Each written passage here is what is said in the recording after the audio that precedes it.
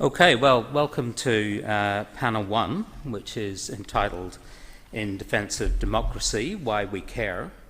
For those of you who don't know me, my name is Adrian and I'm Professor of Political Theory and Pro-Vice Chancellor International at the University of Melbourne. So, welcome. I'm also a Fellow of the Academy and a member of its International Committee.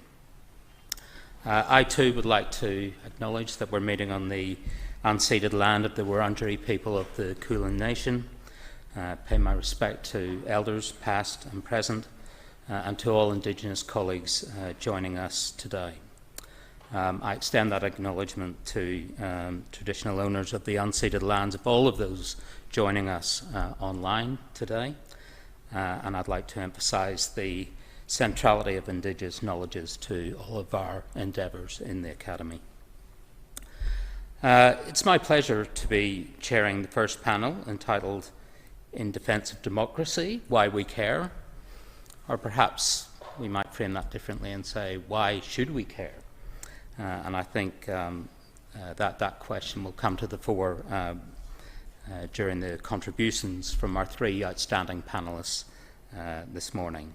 So joining us to discuss the topic are, I hope, online, we have Professor Peter Loewen joining us from the University of Toronto. There he is. Hello, Peter.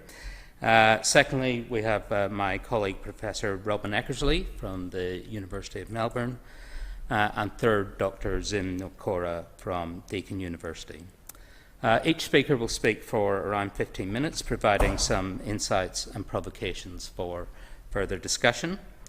We'll then have 25 minutes thereabouts of Q&A from the audience, both in person and online. So online participants will be able to enter questions in the system, which should appear up here at the lectern for me to monitor.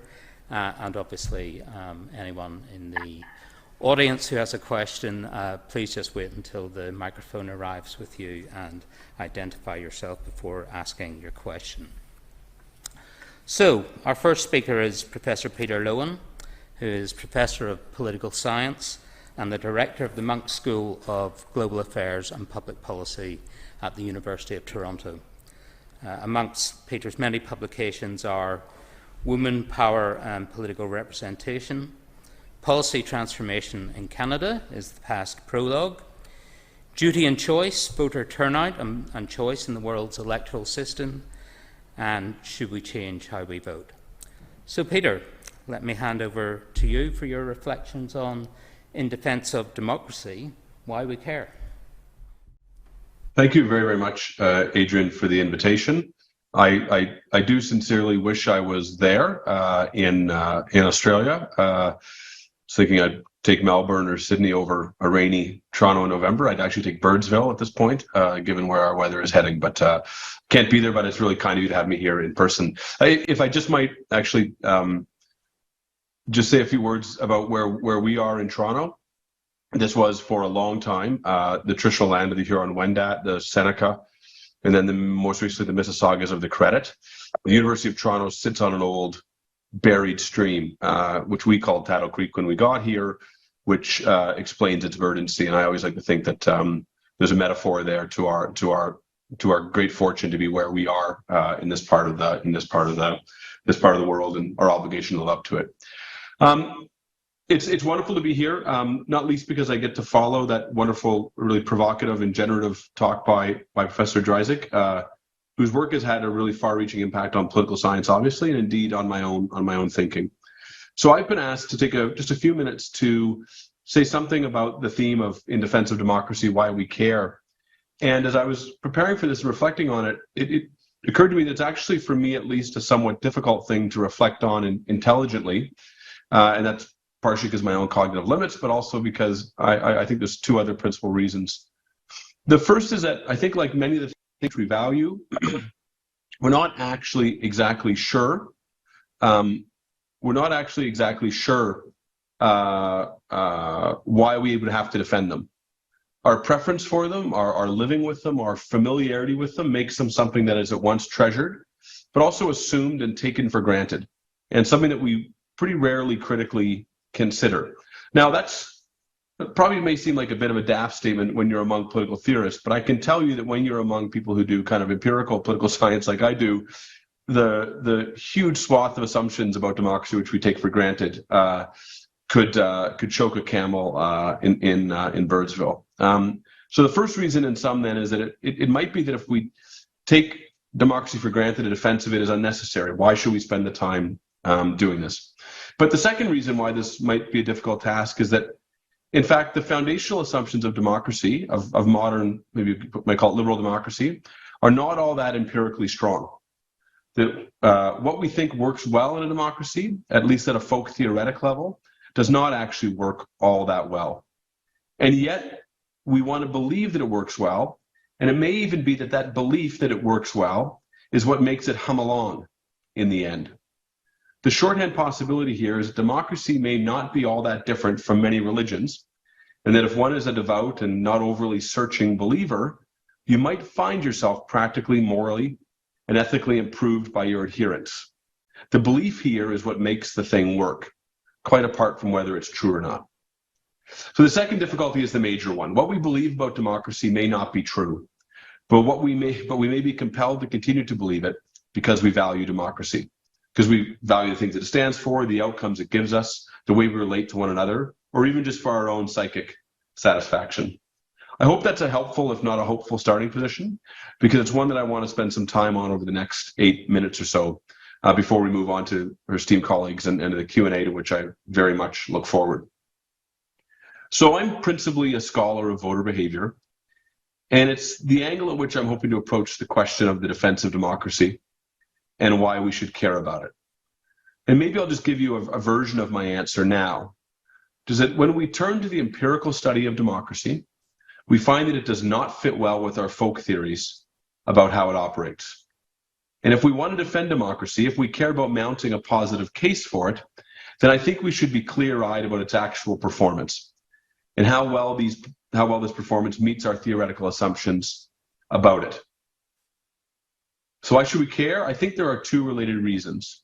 The first is that if we think there is some behavioral process in politics which really matters for democracy, suppose, for example, the idea or the proposition that politicians know what voters want them to do, and we find that it doesn't obtain as much as we want it to, but we still think it's necessary for our theory of democracy and for good democratic performance, then I think we should identify those shortcomings and try to rectify them.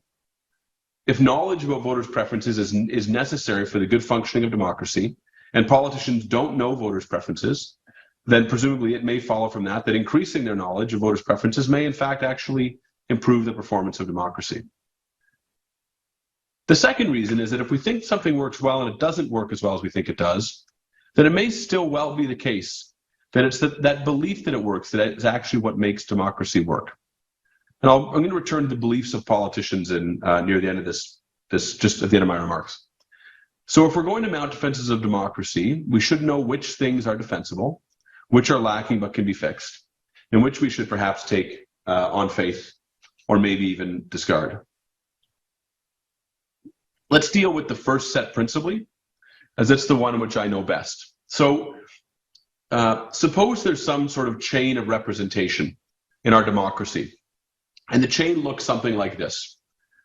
Occasionally, and this is a very electoral view of democracy, I say that sheepishly after the last talk, but this is a very electoral view of democracy.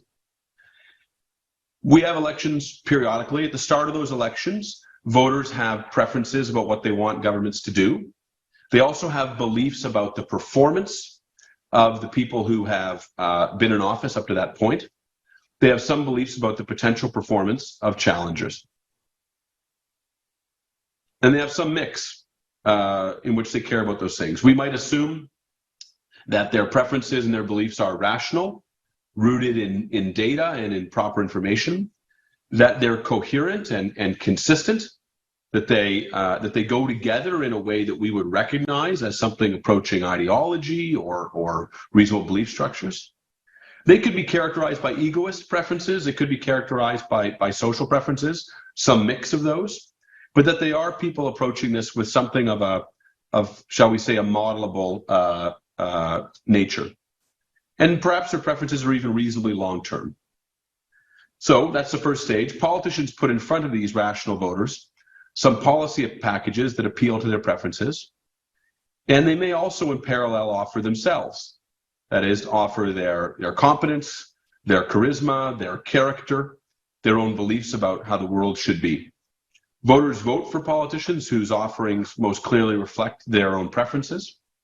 And the parties that win then have a mandate to govern, which they do with some mix of party programmatic items, the things they said they were going to do during the campaign, the things they maybe hedged on a little bit less, and also by responding to issues as they arise.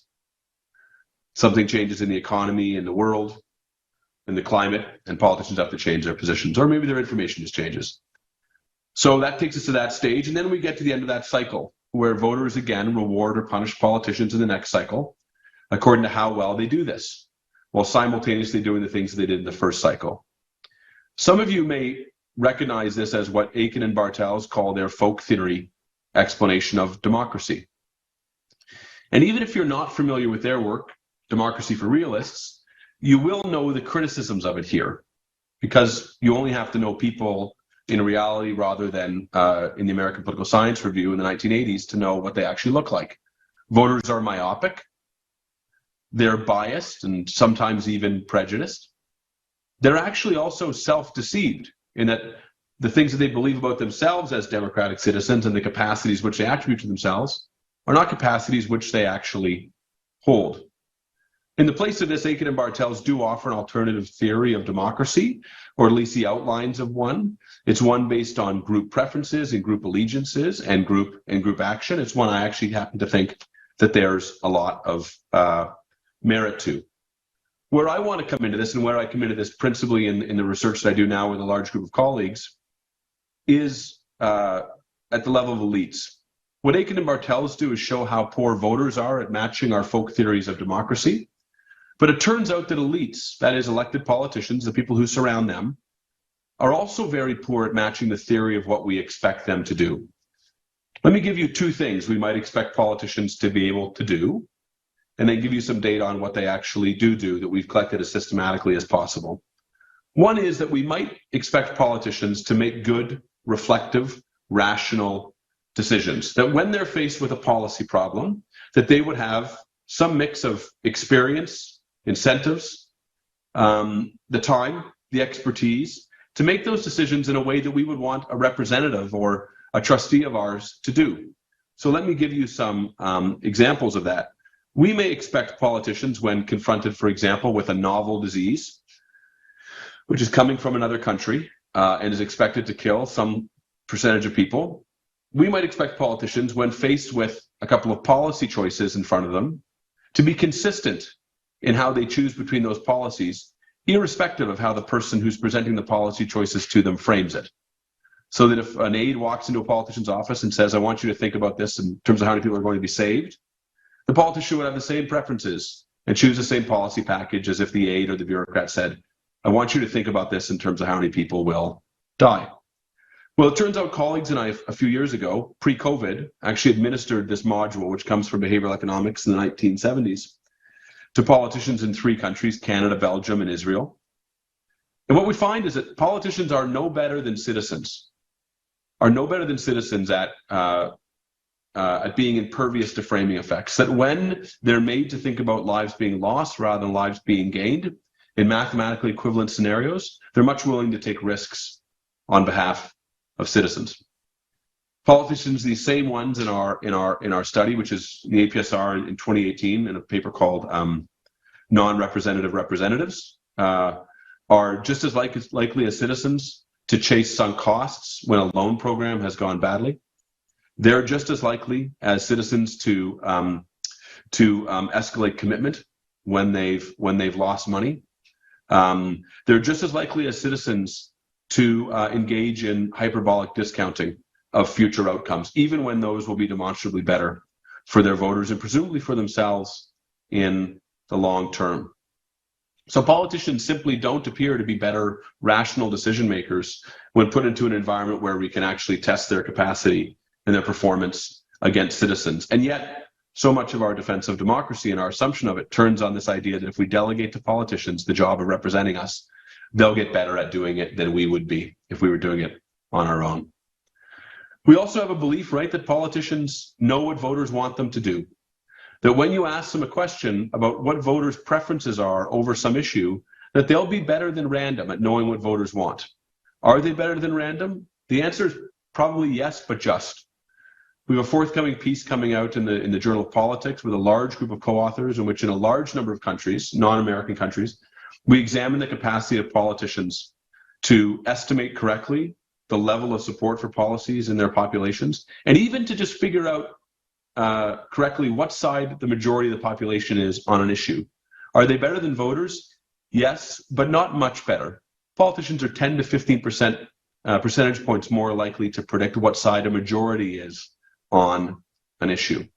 So on these sort of basic assumptions of what elites can do in our folk theories of democracy, that they would be able to make better decisions than we would make, and that they would know better than we do what it is that they want, the voters want them to do, is not something that they're actually able to do very well. So politicians also fall short of our theoretical expectations. And importantly, these are normative expectations as well. The things I've described are not just merely values-free propositions, but they're actually things that are normatively important in our senses of democracy. If we care about democracy and care about defending it, then we also need to know what we can empirically defend in good conscience. The final point, which also grows out of our collective work into the behavior of politicians, has to do with their beliefs about democracy. So we've recently been interviewing a very large number of politicians in more than a dozen countries about their beliefs in, about democracy. And these are typically national level politicians or state level senior politicians. Do politicians subscribe to the same folk theory of democracy that we all do? Well, the answer is it's complicated. When we ask them, do voters care about policy or ideology? Do voters focus on the future or the past? Do they correctly reward politicians for the decisions they make? We see quite a few mixed bags. Some politicians believe in a sort of Fiorinian retrospection. Others are folk theorists. Others are democratic realists. So even at the level of practitioners, there's substantial degree of variation in the beliefs about how democracy works. And these beliefs have behavioral consequences for how they do their jobs. Politicians who believe, for example, that voters vote on the basis of ideology rather than on the basis of performance are much more likely to spend more time every week communicating with voters than they are doing policy work. So anyways, what we believe, what they believe democracy is matters just as much as what it actually is. So in sum, if we have to ask why we care about the defense of democracy, I suppose there are two things to say as a sort of unreconstructed empiricist. First, we have to know what it is we're defending. And second, even when it falls short of this, it might still be that the beliefs about how it works are what matters. And so we should continue defending those. I hope this sheds some light on our conversation, and either way, with the other people on the panel, I know you're in very good hands. Thank you very much. So let's press ahead, and our next speaker is Professor Robyn Eckersley. Robyn is the Redmond Barry Distinguished Professor of Political Science at the University of Melbourne.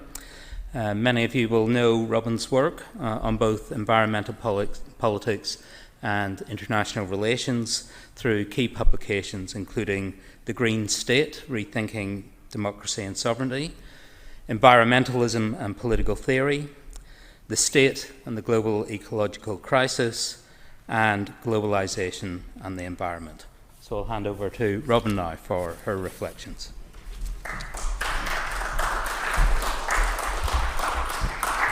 Thank you very much, Adrian. I've been given the task of talking about democracy and climate change. So I want to start with a book that the Cambridge political historian David Runciman wrote in 2013 called The Confidence Trap.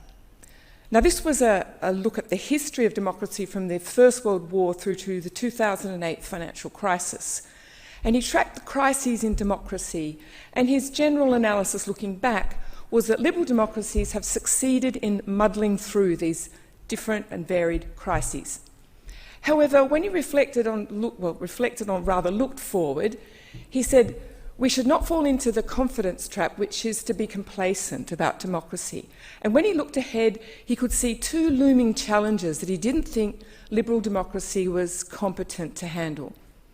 One was the climate crisis, or ecological crisis in general, which was happening too slowly for democracies to deal with. The other was the rate of technological change, which was happening too quickly for democracies to handle. I want to talk about the former, and I want to bring in the time dimension. Adrian's written a book called The Temporal Dimension in Politics, but I'm looking at it as a ticking clock problem. So he wrote at a time when he was assuming climate change was a distant prospect, but certainly since the new millennium, it's a very clear and present danger, with floods, fires, droughts, and so forth.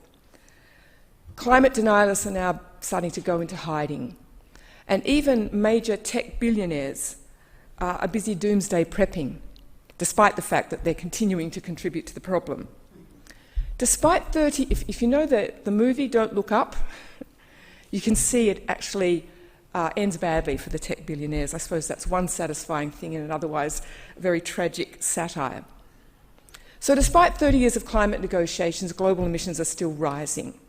And I'm focusing on liberal democracies here because under the climate change regime, liberal democracies in OECD countries, which are where the majority of democracies reside, have the enormous responsibility of leading in mitigation and providing climate finance and other support to developing countries so they can leapfrog over our fossil fuel path rather than us kick down the ladder. And that's the basic, I guess, normative principle underlying the regime. But most liberal democracies have not stepped up. So the question we need to ask, can liberal democracies, with this burden, address this civilizational challenge of climate change? Despite the very lofty normative ideals that underpin democracy, which is that each and every human being matters, has dignity, and they matter equally, and without that, we would not have a justification for democracy.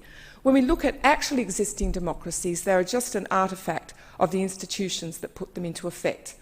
They're an artefact of particular constitutions, electoral systems, the structure of parliament, and so forth.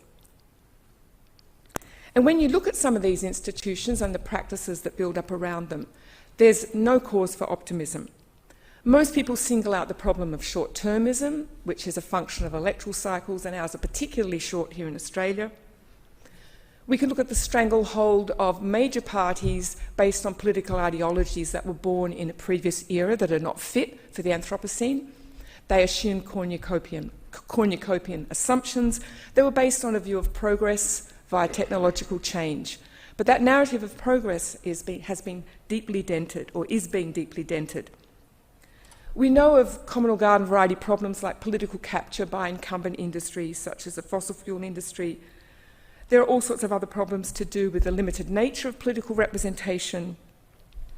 But we can stand back and also look more deeply at this problem in the way that liberal democracies reify the nation state as the primary subject and locale of democracy and sovereignty, and they're not that different from capitalist firms in externalising problems through space and time. But despite these criticisms, we can add also that more critical theories of state capitalist societies say that actually liberal democracies are incapable of ever prioritising a problem like climate change. This is not just because of pluralism and conflicting demands. It's because they're functionally dependent on growth economies that capitalists provide. So they're functionally tethered. So at best they can manage it, but they can't actually resolve that problem. Despite all of this, I want to defend in the remaining minutes a paradoxical proposition that democracy appears thus far to be incapable of addressing this huge challenge. And this is a challenge that's likely to see dangerous tipping points or thresholds being reached where we're thrown into dangerous, potentially catastrophic and irreversible change. So institutionally, democracies seem incapable of being able to respond to climate change in a timely manner, and yet it's the only way we can actually move forward. We have to kind of rebuild the ship while still at sea. We can't actually do institutional redesign at this stage. We need to find other ways of rescuing democracy. And one can't be optimistic, but one can be hopeful, and hope is a form of a political orientation that's focused on changing the odds. So I proceed from that impulse. And my focus is on new political mobilisations. So there's kind of a critique here of the eco-rationalist fantasy of authoritarian government. That's been around for many, many decades. And it's normatively a fantasy, but it's also empirically got no support because, for all their faults, democracies have proved themselves better than authoritarian regimes in addressing environmental problems. And they've enabled the flourishing of a diverse range of environmental and climate movements, and they've actually enriched democracy. They've done this by expanding the range of knowledge available to publics. They've exposed environmental injustices, environmental racism and discrimination. They've widened and enriched democratic debate and public policy choices. And they've gone even further, not just by pushing for the strengthening of environmental laws, which has protected our health and well-being, but also widening the range and class of beings that we should actually be thinking about when we make public policy decisions. And I've pushed out these ideas in terms of these democratic ecological innovations by suggesting a new regulative ideal of ecological democracy, according to which all those affected by decisions should have some opportunity to be politically represented or to participate in those decisions which generate risks that affect them. Like if you think of the most climate vulnerable communities in the world on the front line of the impacts of climate change, if they were asked, would they consent to the risks and harms that have been imposed upon them? No. And those that are most responsible for generating them, if we could somehow capture them and quarantine them and beam them back directly on them, they would stop doing this, right? It would be very simple. But they can pass these things on through space and time. So what ecological democracy is trying to do is widen the fundamental coordinates of democracy in terms of time, space, community and agency in a way that is fit for the Anthropocene. So I want to focus on the time dimension here. And the big challenge that comes to liberal democracy is one of speed and durability. That is, we need rapid decarbonisation. Emissions need to fall off a cliff this decade if we have a snowball's chance in hell of holding warming to 1.5 degrees, and that prospect's almost gone. But we know democracies are slow, cumbersome, messy, and they need time. The other one is longevity or durability of climate change and energy policies. There's this push to try and develop new institutions, a bit like the Reserve Bank. Alan Kohler, in just this week, suggested that the Climate Change Authority should be given similar powers to the Reserve Bank in setting interest rates, in this case setting targets and timetables, somehow putting it beyond the messy business of politics so that you can lock in these policies over time rather than have them repealed, which we've seen in this country. Now, both of these ideas really do offend basic elements of democracy based on pluralism, self-correction and so forth. So the question is the climate emergency movement a new authoritarian threat to democracy because it's pushing these sorts of ideas, or is it an opportunity for democratic innovation in a way that's fit for climate change? So in my remaining minutes, how many have I got? 6. 6, good, that's just enough. I want to evaluate the prospects of this movement, the democratic prospects.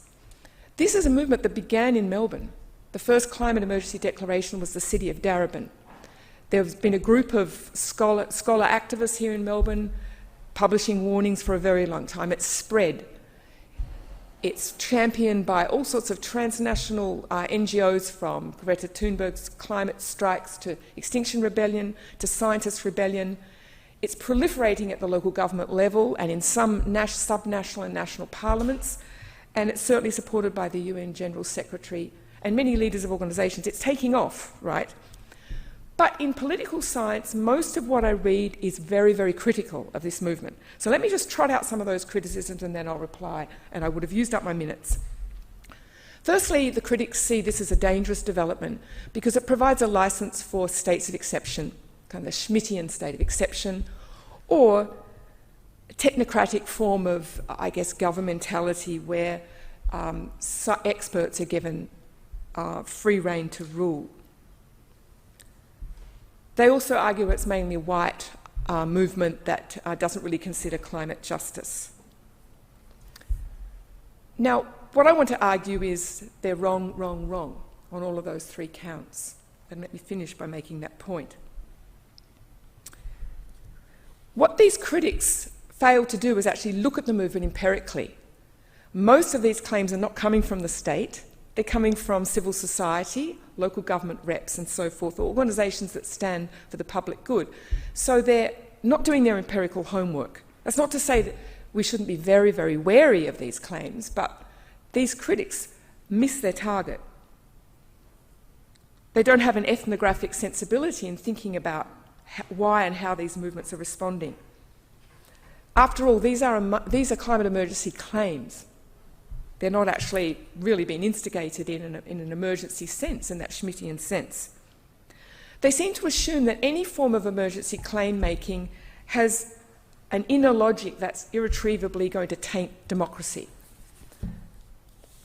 But we can think about other types of emergencies that are completely legitimated, where there's a shared understanding of a problem by citizens and state, and a shared agreement of the sorts of responses that you have. And we see this during fire, floods and so forth. The states don't always respond to protect citizens. It's an expectation of citizens that in some cases hasn't been satisfied in our floods.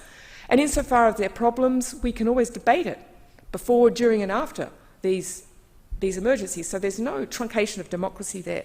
The fact that fireys can walk into someone's property without the permission when there's a fire on, everyone's happy with that because that's what you need to do to put the fire out.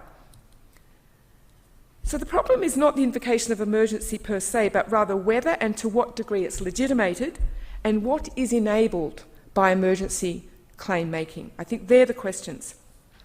So what the climate emergency movement is trying to do, in my understanding, is use the idea of an acute emergency to make us think about the increasing number of them, to say we're in a situation of generalised emergency or crisis and we need to mobilise. So this is an argument for political mobilisation.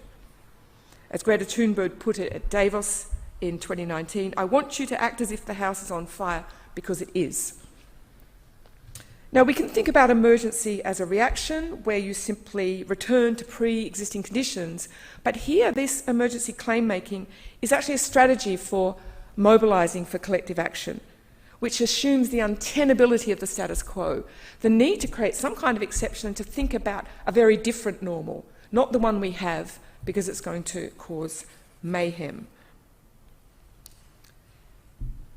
So the question I would put back to the critics is not so much what happens to democracy if the climate emergency movement succeeds, but rather what's likely to happen to democracy if it fails. And this is something that takes me back to Runciman and this idea of complacency that we have. We all love democracy. And we've heard about, sometimes we don't properly revisit why it is that we love democracy. But if it can't enable us to respond to this civilizational challenge, a lot of people might withdraw that love. And what that means for the state in a hothouse world is not a pretty sight. We can expect to see an increasing number of failed states. Of those that are more capable, we can expect to see more fortress states. And whether climate change becomes a normative priority or simply an overriding priority because it's a thing that keeps facing states like a continual set of waves that won't go away, either way, all states, for better or worse, will become climate states. And I'll stop there. Thanks. Thank you very much, Robyn. A series of challenging reflections as ever, and we look forward to discussing further in the Q&A. Before then, however, let me welcome our final speaker on this panel, Dr. Nwokora, who is a senior lecturer in political science and policy studies at Deakin University in Melbourne. I was going to list all of Zim's recent publications, but there are just far too many of them when I was looking, but they include, over the last 2 or 3 years, The Invisible Primary in an Agent-Based Model, Ideology, Strategy and Competitive Dynamics, Measuring Party System Change, a Systems Perspective, The Foundations of Democratic Dualism, Why Constitutional Politics and Ordinary Politics Are Different, and Constitutional Design for Dynamic Democracies, a Framework for Analysis. I could go on, but I won't. I'm eating into Zim's time, so I'll hand over to him for his reflections on democratic performance in the long run.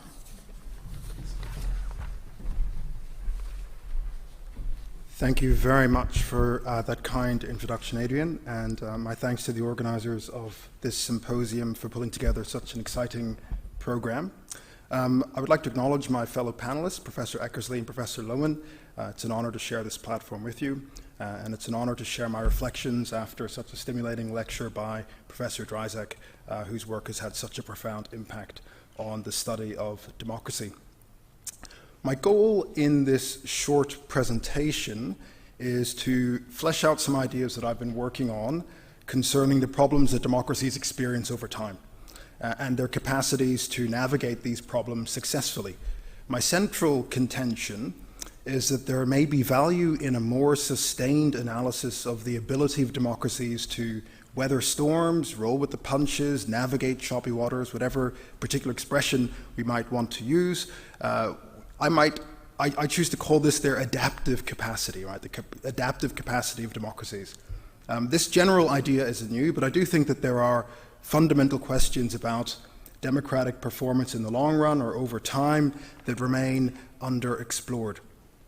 And this project is new for me, so my apologies that the discussion is sketchy, but it does build on some of my past work, and particularly given the early stage of this project and the quality of this audience, I'd appreciate any feedback or suggestions on how to develop my ideas.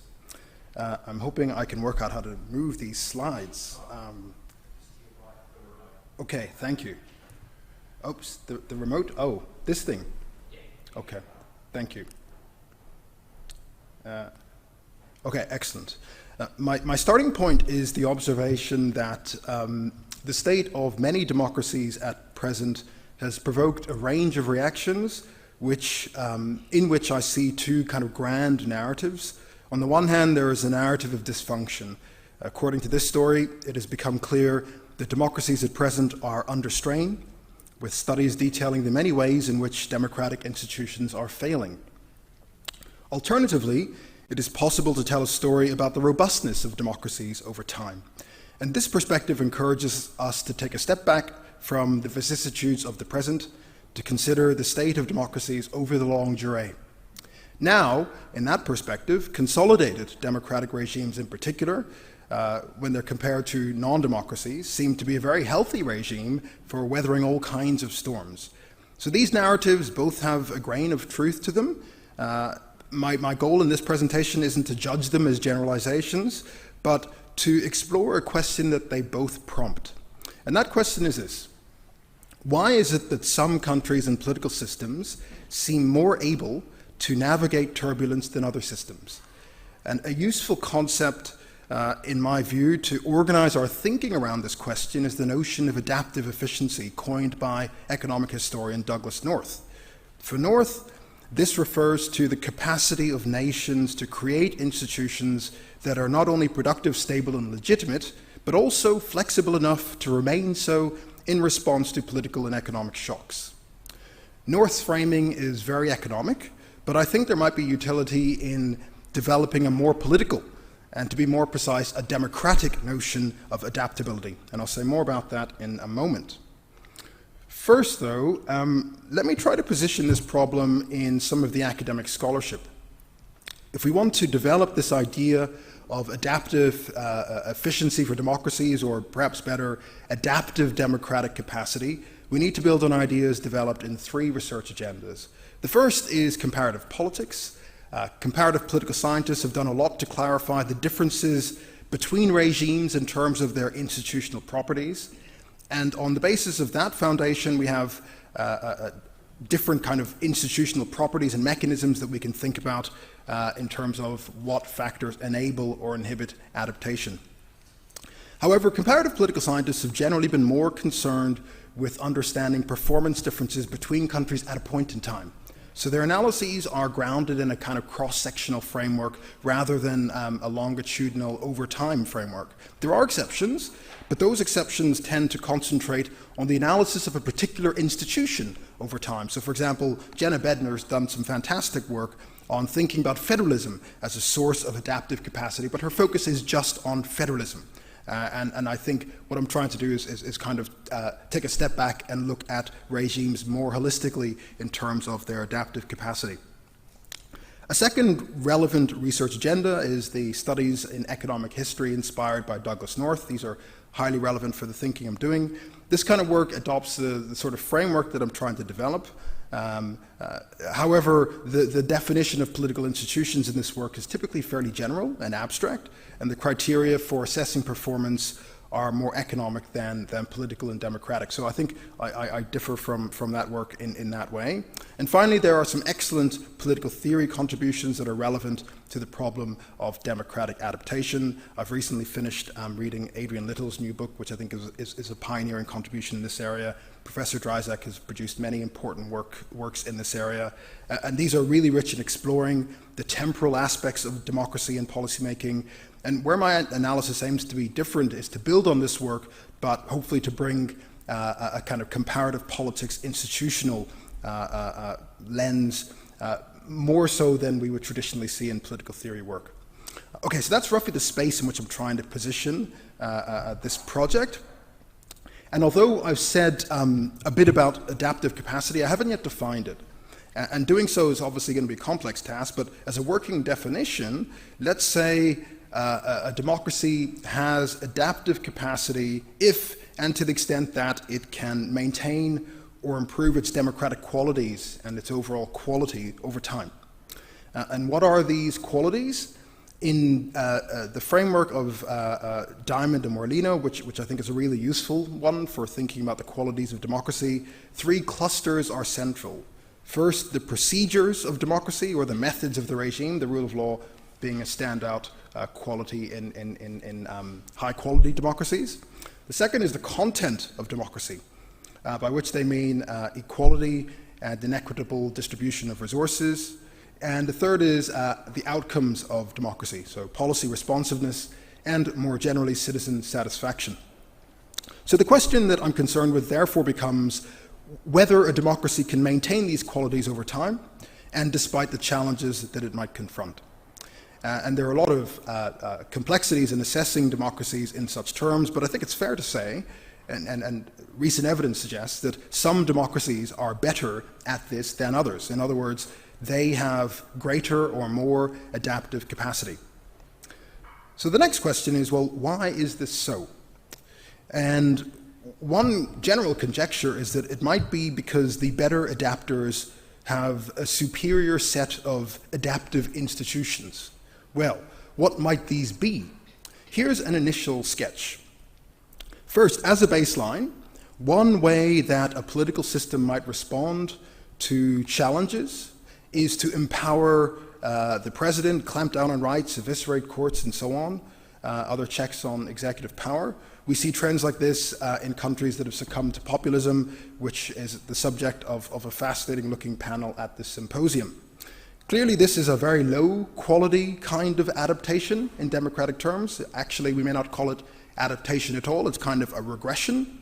And to be more precise, this is because of the damage done over time to democratic procedures. So that's speaking about this regression in terms of the quality of democracy criteria I mentioned earlier. So maladaptation, so the inability to adapt, is also possible in terms of the other criteria in that framework. So maladaptation in terms of democratic content, if, for example, inequality soars, or maladaptation in terms of democratic outcomes if policy responsiveness declines. So that's, if you like, the baseline: bad adaptation, maladaptation. How do we escape from regression? That is, how do we adapt proper, right? Adaptation proper. And the other mechanisms in front of you are some of the mechanisms that I can imagine are useful for this. And they all each have pros and cons, and I think where I'm trying to develop this project is to begin to think about the pros, cons, relative comparative advantages of these different mechanisms. So let me just say a little bit about each. First of all, the crudest is constitutional change. And through constitutional amendments, so actually changing the formal rules of the Constitution, it may be possible to alter a country's governance framework so that it might provide a better fit for the country's present-day circumstances. There is, of course, a big problem in viewing formal constitutional change as a remedy to the problems of adaptation, and that is that constitutions are typically set up to be permanent frameworks. And this is so for good reasons. And that's because the benefits of a constitution typically flow from its stability and predictability. And for this reason, most constitutions are very difficult, practically impossible in some cases, to amend. Of course, this isn't the case for all constitutions. Britain is an extreme example at the other end of the spectrum, but as suggested by the case of Brexit, Britain's highly changeable constitution can unleash severe governance problems. Moving to the next mechanism, which is relevant for constitutions that are robust and stable, but we want to basically introduce a degree of flexibility, make it more flexible than, say, the American Constitution is. And here I've been doing some thinking about the design possibilities in this space. The most obvious of these intermediate solutions is to adjust the amendment threshold, so that's to make it not too difficult, without becoming too easy, but not too difficult to amend the Constitution. Another kind of solution along these lines is to craft constitutions with embedded points of change for the future, or, as a variation on that theme, with structures that expire and thereby necessitate a round of constitutional innovation, or at least a round of constitutional re-legitimation of structures. And by thinking about constitutional design in this way, we can embed and bake in the prospect of fundamental political change. So that's kind of one set of mechanisms. The problem with that is that to maintain the fit of constitutions in this way, we need to be thinking about a new democracy. So for existing democracies, this mechanism simply doesn't exist. So for existing democracies, we have a few other mechanisms. One is to work through courts and political conventions. That's been important in practice in countries like Australia and the United States. Probably the standard way of thinking about political adaptation in democracies is via the party system, and through the mechanics of electoral democracy, parties jockey in ways that ultimately generate responsive policymaking. Professor Loewen outlined, a very good sketch of the models that political scientists think about in this respect. However, this mechanism often seems to work better in theory than it does in practice, which in turn has stimulated a lot of work on deliberation as a way of addressing the short-termism of electoral democracy. And this could be a very important mechanism for understanding and working through the problems that are future-oriented relating to adaptation. There are also drawbacks with this mechanism. One is that there's uncertainty about how we can scale this mechanism, and there are other concerns about whether deliberation might become a kind of ruse for interest, so a way of delaying important reforms in practice. Two other quick mechanisms that have been important in practice, not so much discussed in the literature, I think. Mobilization is important, and that's basically increasing the number of people involved in politics. I think many democracies have mobilized to make sure that women, people of color, First Nations people are involved in politics, and that's improved content and responsiveness. And finally, leadership, which is practically important, but I think so capricious that it's not a good basis on which to design institutions. Just one more slide, briefly, and that's when we think of the elaboration that I've done, the purpose is really to be more practical about and more analytical about how we might address questions in practice, such as, how do countries diverge and differ and compare in terms of their capacities with respect to those mechanisms. So if we were to compare, say, Australia to the United Kingdom and the United States, we might say just tentatively that in terms of the three really, really important mechanisms, I think, political competition, deliberation, and mobilization, Australia might be a bit better than the US and the UK. In terms of political competition, there are more relevant parties because of the Senate electoral system. In terms of deliberation, It's difficult to measure and compare countries as deliberative systems, but the Varieties of Democracy project has a deliberative quality index, and according to that, Australia ranks higher than the UK, which ranks higher than the US. I know it's an imperfect measurement, but I think it's indicative of something real. And finally, in terms of mobilization, Australia, I think, does significantly better than the UK and the US, so it gets 3 credits, primarily because of compulsory voting. Okay, so that's all I want to say to you about this emerging project on democracy in the long run, but I do think it raises hopefully interesting questions and some provocations. Thank you for your time. Okay, thank you, Zim, and hopefully we'll get Peter back on screen as well as we go to there he is. Hello again, Peter. As we go to the Q&A. So we lost a little bit of time, but we've got at least 15 minutes yet. But can I just ask those of you in the room, you may all know each other, but obviously all the people online don't necessarily know who's asking the question. So please wait for the microphone to arrive and identify yourself, and then perhaps identify one of the panellists that you're directing your question towards. And I'll start with Ruth. Okay. Thanks, Adrian. I'm Ruth Fincher. I'm a geographer from the University of Melbourne. I must say, I want to ask each of the panellists just for a very brief reflection on this question. As political scientists, as thinkers and theorists about how government, how democratic processes should be done better, do you find your voices listened to by people in various levels of government or maybe in party structures better than the voices of other scientists? Peter, do you want to tackle that first, given your engagement with various politicians? It's a very good question. I appreciate your asking it. I think politicians are just at the level at which I deal with them, which is almost kind of at the level of human constraints. I think they're acutely aware of how difficult their jobs are. That we ask them to play multiple roles at the same time. They do it as people who have families and fatigue and cognitive limits. So the obvious problem with democracy is that we rely on humans to do it, and I think that they are trying to figure out how to do it better. But I don't have a lot of suggestions for them on how to manage their calendars. I don't manage my own terribly well. So I think they're genuinely interested in figuring out democratic practice. I think there was a moment in Canada and other places where we had a moment to think about parliaments differently during the pandemic, but we're back on the hamster wheel, if that analogy is helpful. Okay, thank you. I'll ask Robyn and Zim as well, just for some reflections on that. You've got a microphone in front of you. Thanks very much. I'll just draw on my own personal experience. In my short period as a constitutional lawyer and public administrative lawyer, I had far more influence, despite my youth, back in those days than I've ever had as a political scientist.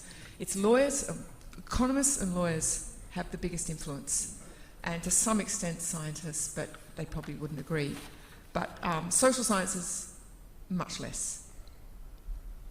I was going to say something very similar to Robyn, in the sense that I think political scientists mostly speak amongst ourselves. I think we've got conversations that are within political science, and we speak very nicely and interestingly about politics. I think politicians often misunderstand what political science is. I think it's very difficult to cut through to them and explain that we are not politics. I think this is one of the challenges that we face. So I think the fact that we are so close to politics and the subject matter makes us highly relevant, but also I think they view us as perhaps being a little bit of a minefield. And when they think of what political scientists could offer, I think they very quickly do a calculation that disaggregates us into other disciplines. So, okay, we want some knowledge about constitutional structures, institutional structures. Let's call a lawyer. We want some information about policy on X. Let's call an economist. We want something on... So I think political science, one of its virtues is that it's pluralistic, but I think when you're engaging with politicians, that can quickly become a weakness of our discipline. That's my suspicion. Okay, thank you very much. We've got a bit of a queue building, so we'll go to the front row here first. Thank you. My name is Ralph Ashton. I run Next25, an independent think tank associated with UNSW. My question is to Peter. Peter, how much, just your guess on the percentage of effort that is wasted, the percentage of effort on improving democracy that is wasted because either people don't ask the questions you're asking or they have a misunderstanding of the folk and the empirical. Yeah, I don't have a. That's a good test. You know what? That's a percentage estimate.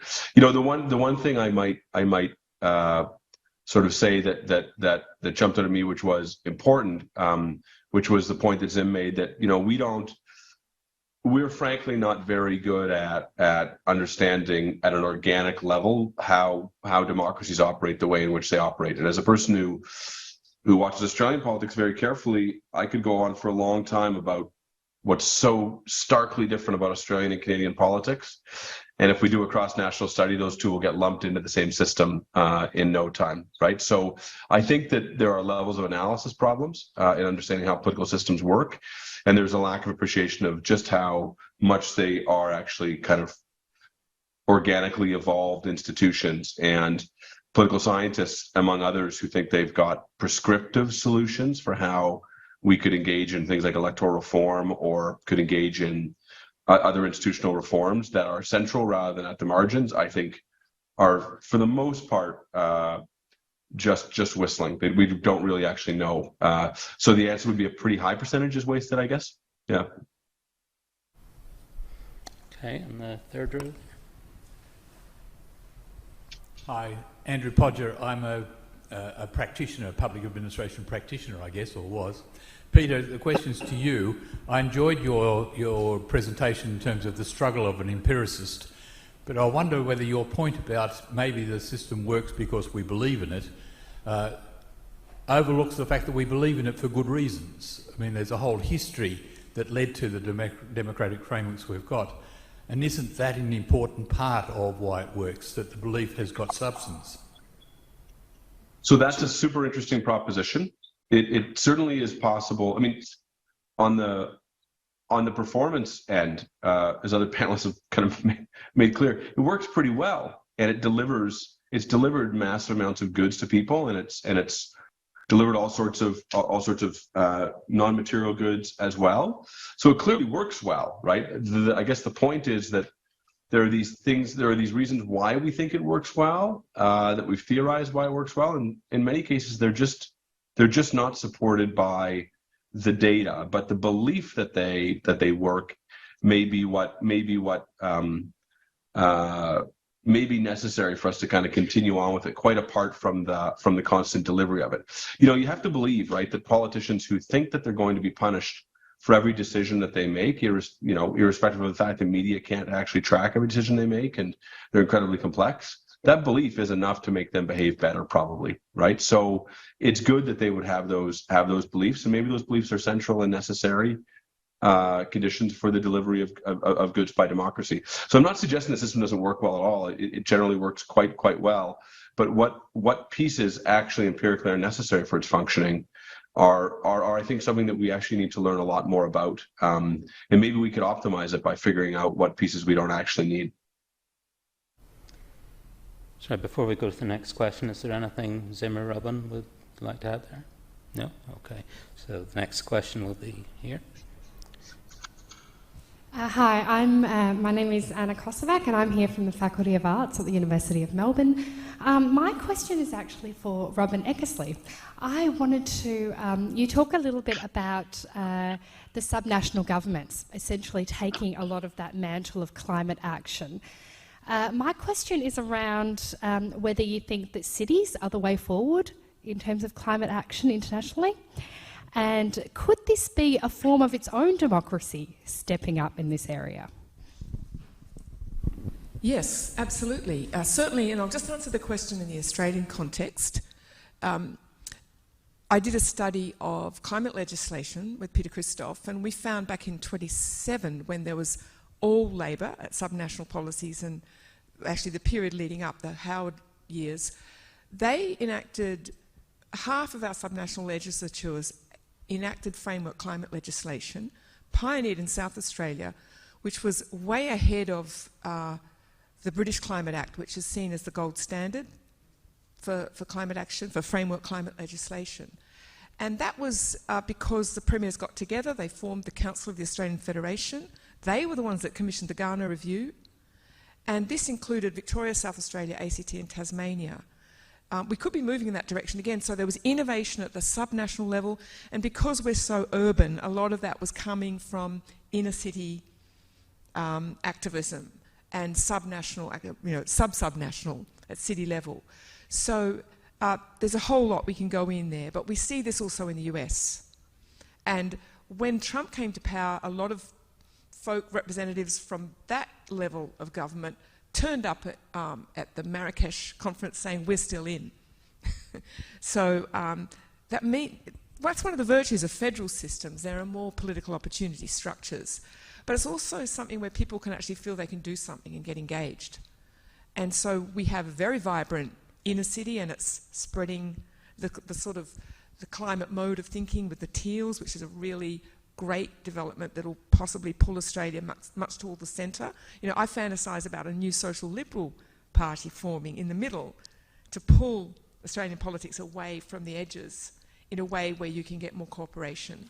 So we've got a historic rise of minority party or independence. The Greens, there's, a green slide may be overstating it, but there's a steady growth there, reflecting a disillusionment with the major parties. And Labor, of course, is right in the middle there, doing the splits between its traditional base, which is shrinking, and the urban middle class, which is moving to the Greens. And Liberals are also splitting with those going for the Teals. And the Conservatives are now in a corner. They've painted themselves into a corner and are in serious trouble. But that's because of these subnational developments. Well, not entirely, but I think these subnational developments and city, local government developments have been really crucial in mobilising and in many ways preempting what we're finally seeing at the national level here.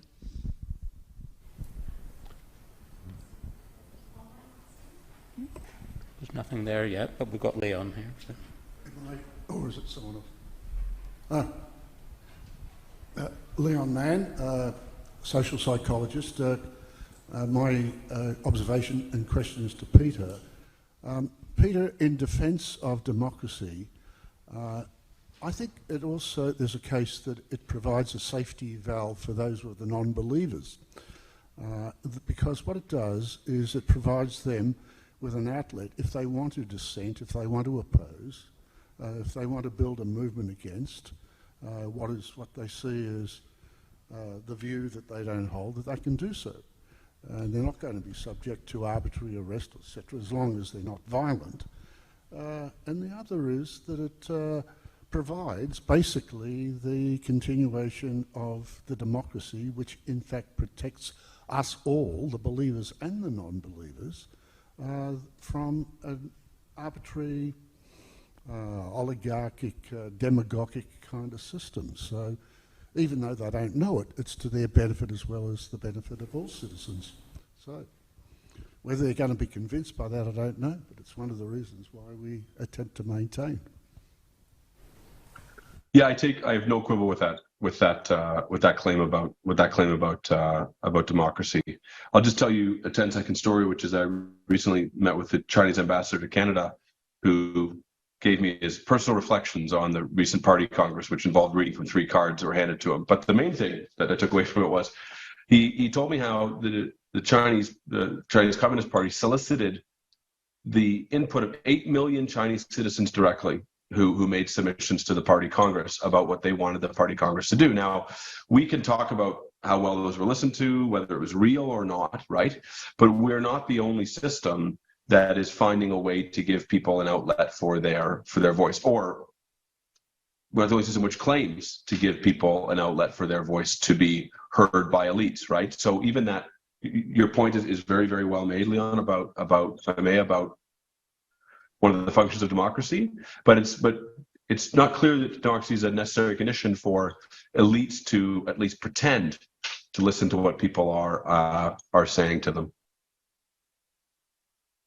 Okay, we'll take an online question next, and then we've got a couple more in the room. Zim, this is for you from Fran Baum. And the question is, how would you apply your theory of adaptive capacity to the different ways in which countries adapted to the challenge of the COVID-19 pandemic? Ooh, that's a great question. I think at this stage I'm thinking about it at a more macro level, but in a sense it's a really interesting problem. I think it's clear that countries varied quite a lot in terms of what we regard as good outcomes in terms of COVID, right? So economic recovery plus health recovery. And the question that I really want to analyze, putting on my empirical hat, is a correlation between that and their more general adaptive capacity. I suspect that there might be some relationship between countries that are doing democracy well in this kind of dynamic sense, and also dealing with really, really complicated, unforeseen challenges such as COVID. But that's just an empirical conjecture. So there were a couple more, and I've lost them. So, we have Baigang first, and then we'll come here next. Okay. Thank you. I'm Chen Yang Li from Nanyang Technological University of Singapore. Just one quick comment on the China thing.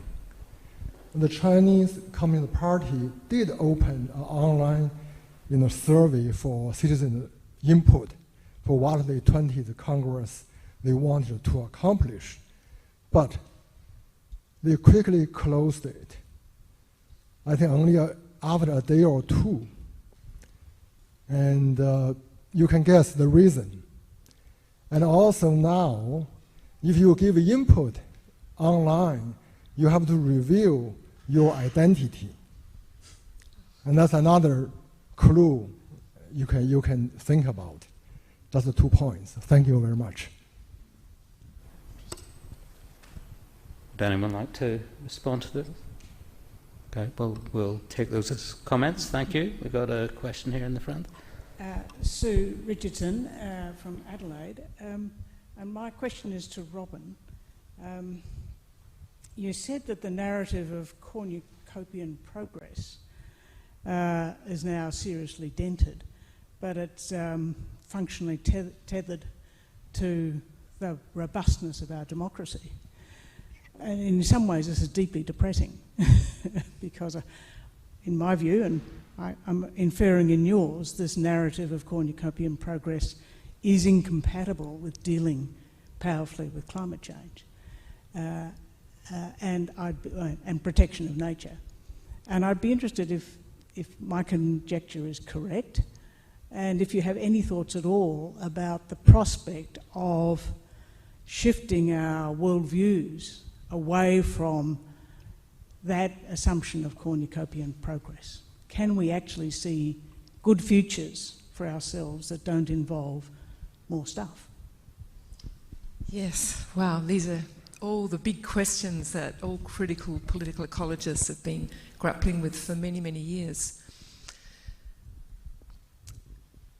At the moment, the response we're seeing is a kind of green growth response, relying on technology because it kind of minimises disagreement. It's a kind of the most convenient and most complacent response. But there is a growing movement pushing for a post-growth society that's less consumption-oriented, that's more concerned with developing an awareness of ecological flows, where everything comes from and how, whose labour, what zones of sacrifice, how it's produced, and where everything goes and where everything ends up. And that means we have to think of transnational commodity chains, we have to think of all of this. And our government conveniently hides behind the production-based accounting system, territorially based accounting system for greenhouse gases, takes no responsibility for the emissions associated with our fossil fuel exports, saying that if they don't take our stuff, then they'll have less clean coal. That's kind of the drug dealer's defence. We've heard it 1,000 times. So, but there's movements now absolutely concerned about this. And we know that happiness doesn't come from endless consumption. But we see this coming in now from Green parties, which is one of the new global political party formations. We see it even more with movements. And I think some good social liberals are starting to think about this as well. J.S. Mill thought about this problem, funnily enough. But the major parties know they've got a long way to go, and they're just not comfortable with that narrative because it seems to them like they're shooting themselves in the foot. And in a sense, they are functionally compromised because of their dependency. I mean, they don't want to let go of that export revenue from our fossil fuel. It's helping with the budget at the moment. And their short-term horizons means they're going to stick with that. And the slow pace at which they're talking out of one side of their mouth on climate change and a different side of their mouth on energy policy. And the major parties have been ad idem on that for a very long time. So, yeah, look, I could say a ton of stuff about this, but we don't have the time. But I think that narrative is slowly shifting. And, with it comes a massive sea change, all sorts of new opportunities as well. So I would just say bring it on. Okay, I know I'm committing the cardinal sin of keeping you from your lunch, so we'll take one final question, then we'll take the break. So, okay. Thanks. Adam Graycar, University of Adelaide. As I was listening to the speakers, I sort of felt this spectrum from voice, citizens' voice, to expertise. And when Robyn was talking about some of the issues, it was this balance that continually comes up. And when Ruth asked you, does anybody listen? My sort of thought was, okay, we've got a lot of, in the issues we're dealing with, we've got a lot of substantive expertise that politicians seem to listen to, but very little process expertise that politicians seem to listen to. Is part of our challenge to blend process with substantive stuff, because so often the process people don't have the substantive expertise. The experts don't understand the politics. So where do we go from here? Okay, it's a very good, great comment. I would absolutely agree with the gist. I think, generally speaking, people with substantive expertise tend to underestimate the importance and significance of institutional processes. And I think this is an area where the debate in the media and kind of just generally in society is a little bit underdeveloped. I mean, people don't often think about the problems being due not to individual politician A or individual politician B or party A or party B, but kind of the institutions in which these actors are operating. And I think trying to think more about how to make the process better would actually improve the substance. Right? I think trying to make that connection stronger in kind of the popular discussion and in people's imagination would, I think, improve a lot how we go about our politics and policy making. Thanks. Peter, do you want to make any closing comments? Yeah, I'll just one up what Zim has said and say that politics is mostly about process, not about outcomes, and that's what politicians who are good realize, right? That it's about how they do it. And I think if you think back to the early days of COVID, when I'd done a lot of work on the citizens' responses to COVID, this was not a process thing that politicians were doing. They were in many places obsessed with outcomes, about how many people were infected or whatever daily metric they were concerned with. And lost in that was a basic respect for people, and in fact, a basic lack of trust in people, right? That they felt that there wasn't an emphasis on communicating exactly why they were doing what they were doing, saying what evidence would make them wrong, explaining when they would pivot. And they benefited from a very large boost in citizen trust and citizen civicness for some period of time, but it ran itself up. And I think that what was really, generative in what Robyn was saying was just for me is how much of this is about how we're going to deal with the trade-offs that are coming and what actors are going to be there, not about choosing over some series of technical solutions, right? But the politicians have to figure out the process of doing this. And good politicians, for all the areas that I talked about, understand that the job is about how they're doing it and how much they're doing and how much they're trying, not really about just what they do or what the end result is of their actions. Just very quickly, I totally agree that we can't just hear from experts. We also need to hear from situated forms of knowledge, whether it be indigenous or vernacular forms based on lived experience, not just for mitigation, but especially for adaptation. And process is key for that. And I think, although I focus on mitigation, I think there's far more to smile about from a democratic point of view when we think about adaptation, because all adaptation is local, and that absolutely demands community knowledge and community participation. So I think that's maybe the best good news story about climate change and democracy. And that's because of processes that draw on those multiple forms of expertise, bring them into mutual exchange. Okay, well, thank you very much. I will keep you from your lunch no longer, but please join me in thanking our panellists for a fascinating, thought-provoking discussion.